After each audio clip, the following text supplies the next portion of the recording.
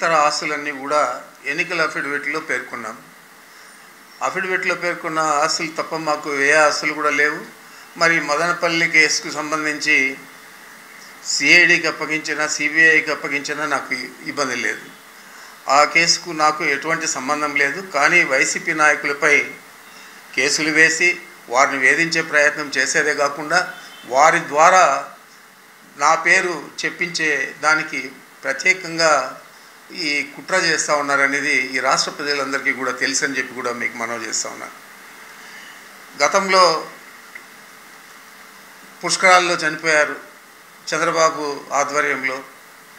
ఈ మధ్య ఎలక్షన్ అయిన తర్వాత చాలామందిని అతి దారుణంగా హత్యలు చేశారు. మరి చాలామంది చిన్న పిల్లలందరినీ కూడా మానభంగం చేశారు. మరి ఈ వీటిల్లో వేగవంతంగా మీ ప్రభుత్వం పనిచేసిందా? మరి ఏదో అక్కడ రికార్డులు కాలిపోయినాయి, అత్యవసరంగా పోవాలని చెప్పి హెలికాప్టర్ ద్వారా డీజీపీని పంపించి దీని మీద ఒక పెద్ద ఇది కేసు చాలా ప్రమాదం, ఇది ఈ రాష్ట్రం అంతా కూడా కూలిపోతుంది అని చెప్పే లెక్కలో మీరు చేశారు.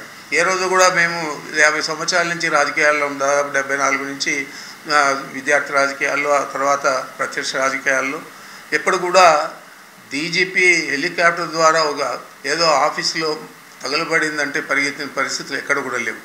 ఈరోజు మీరంతా కూడా దీన్ని రాజకీయ రంగు పులుమల్లా ఈ కేసుకు దాంట్లో మమ్మల్ని విరికించాలా అనే దీంతో అత్యుత్సాహంతో మీరు డీజీపీని పంపించి ఇదంతా కూడా చేయడం జరిగింది. ఇది పెద్ద స్కెచ్ మీరు చేసింది, చంద్రబాబు నాయుడు గారు చేసిందని చెప్పి చెప్పక తప్పదు. మరి ఏది ఏమైనా కూడా ఈ కుట్రలన్నీ ఎదుర్కొంటాం, ఈ కేసులన్నీ కూడా ఎదుర్కొంటాం. ఖచ్చితంగా ఈ రాష్ట్ర ప్రజలకు ఇవన్నీ కూడా తప్పుడు కేసులు అని చెప్పి నిరూపించే విధంగా మేము కృషి చేస్తాం.